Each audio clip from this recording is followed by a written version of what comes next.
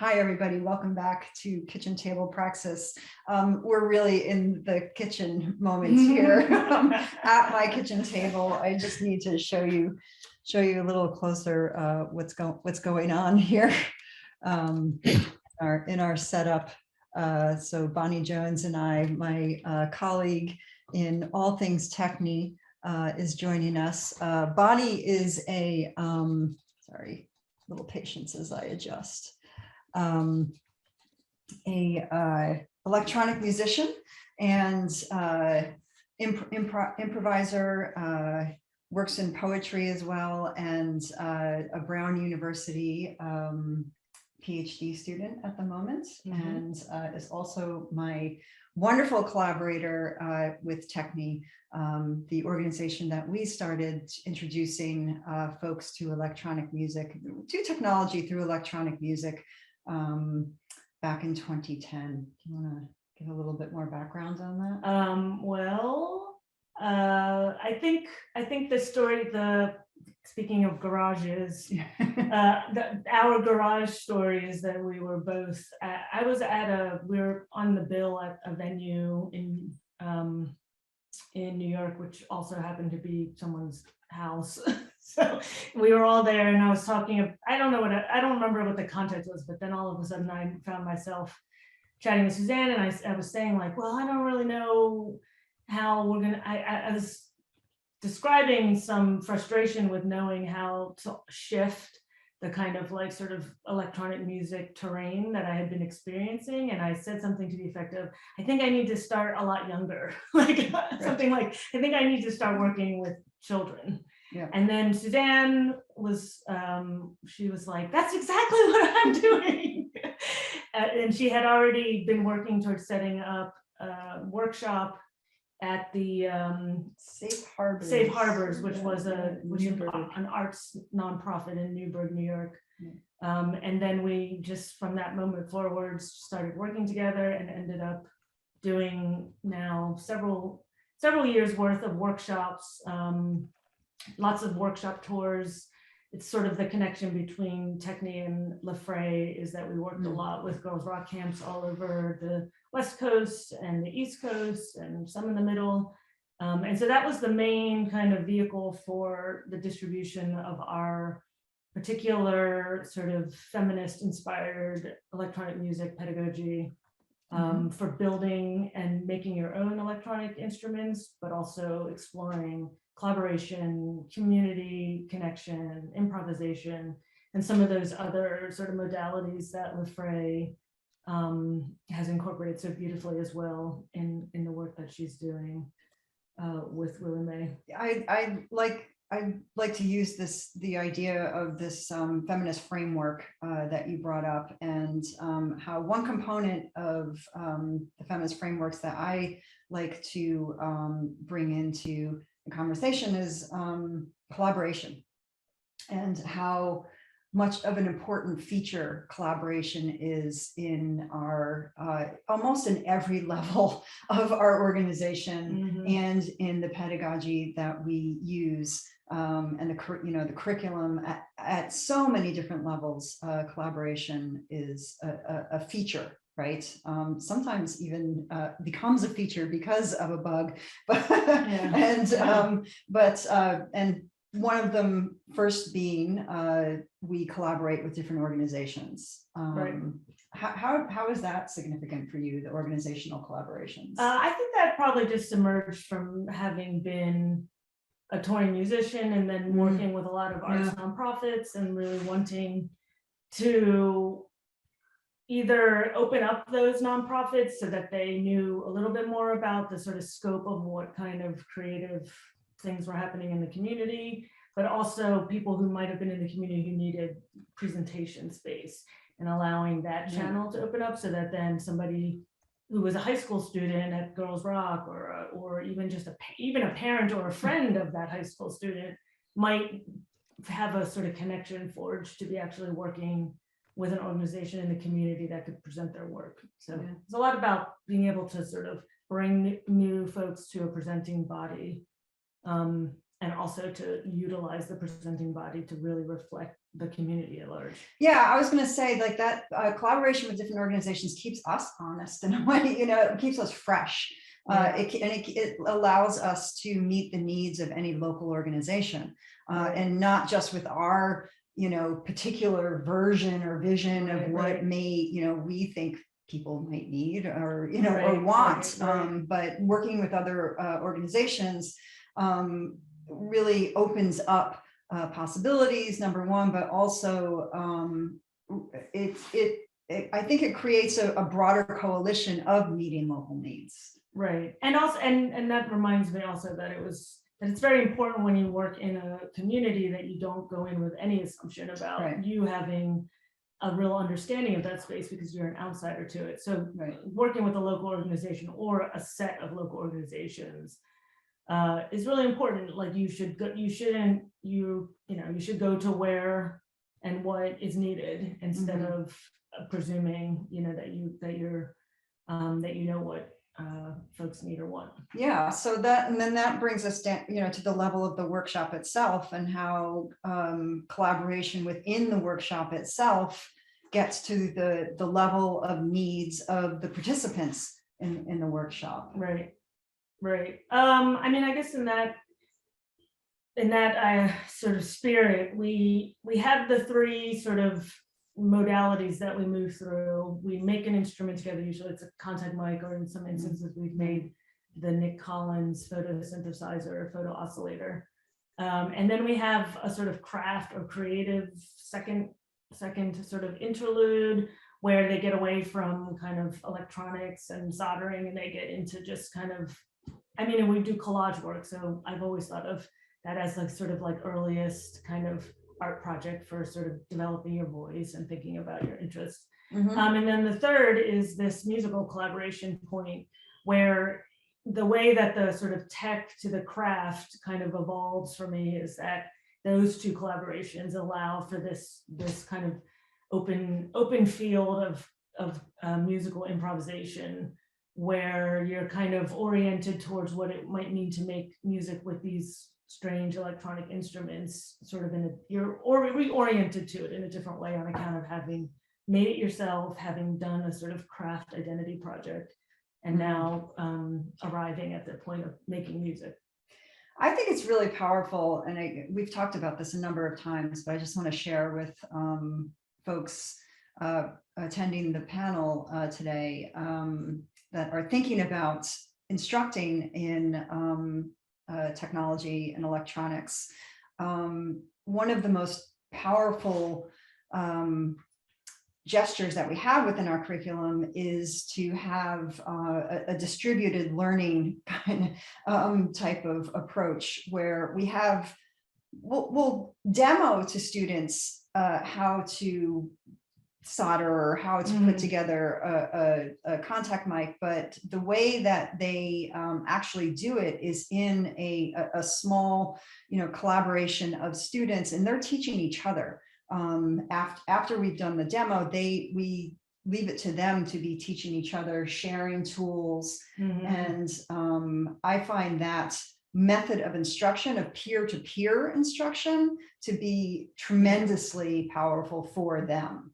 Yeah, I mean, and that's kind of one of these things that's a little bit happened by accident. Yeah, right. Because it was a matter of like, do we have enough funding to buy a setup for every student? And we've done these workshops with 35 kids in the room. So the answer usually was no, we did not have enough funding to buy everyone their own soldering iron.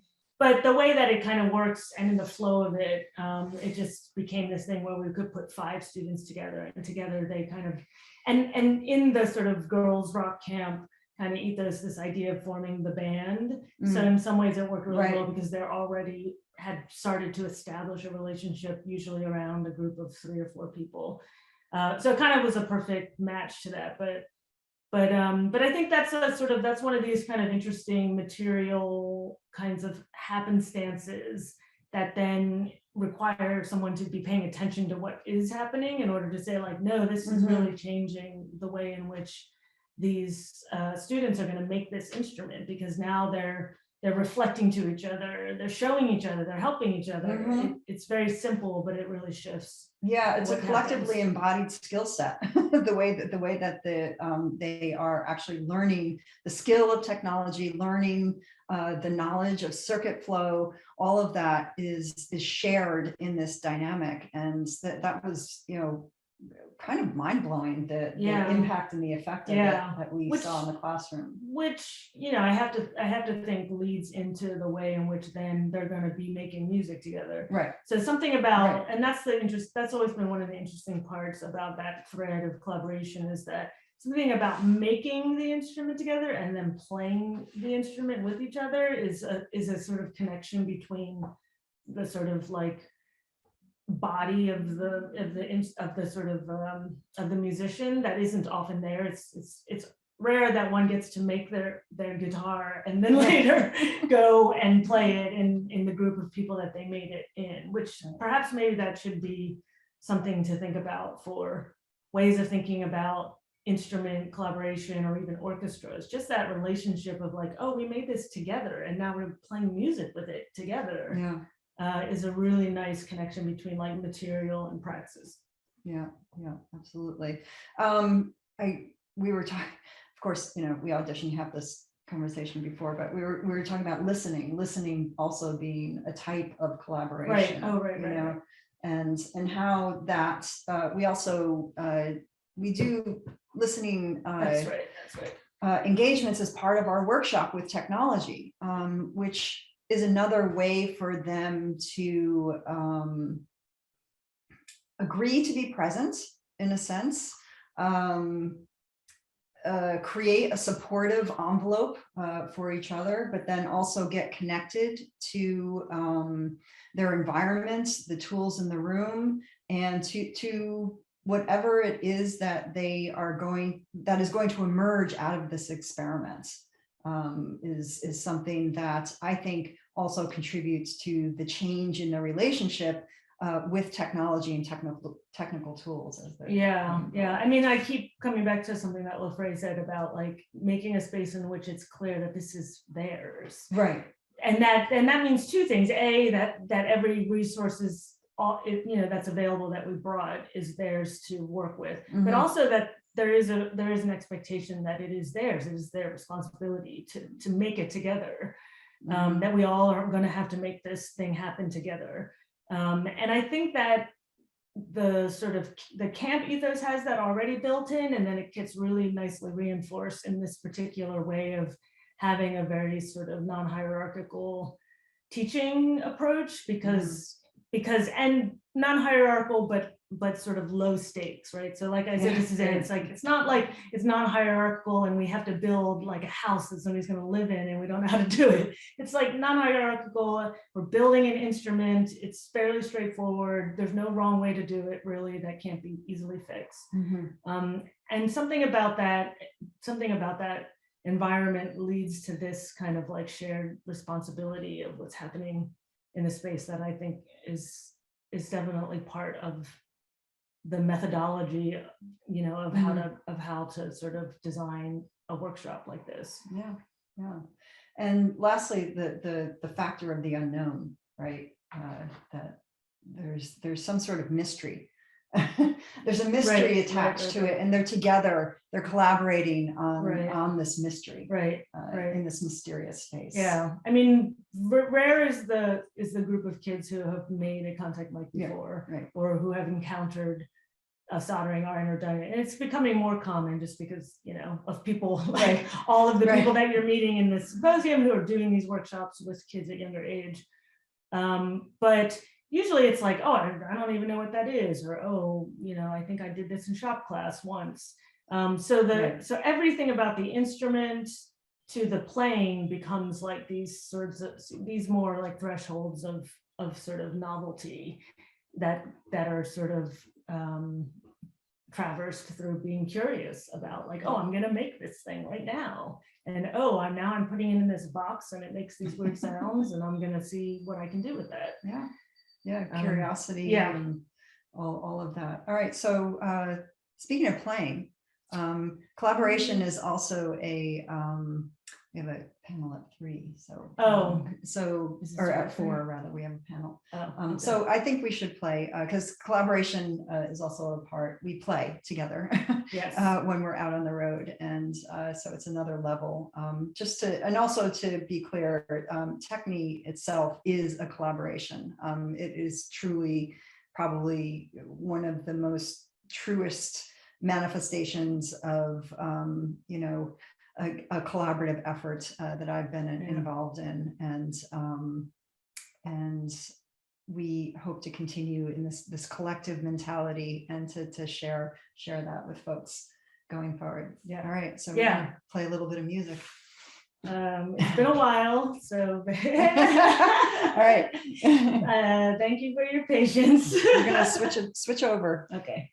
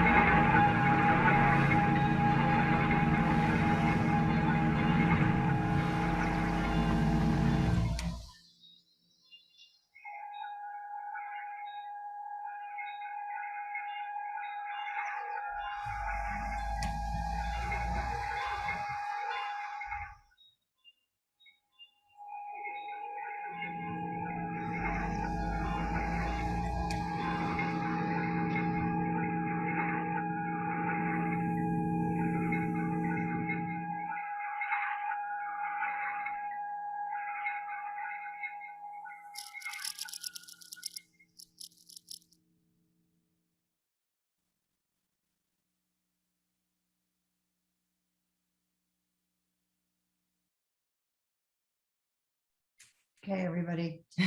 That was your musical intermission. That was your musical interlude, intermission, and a collaboration. Thank you, Bonnie Jones. Thank you, Suzanne Thorpe. My partner in crime and everything. We'll take a 5-minute break and we'll be back at 4 o'clock for our final panel, Access and Accessibility, moderated by Seth Kluwitz. And looking forward to seeing you in a few minutes. Thank you.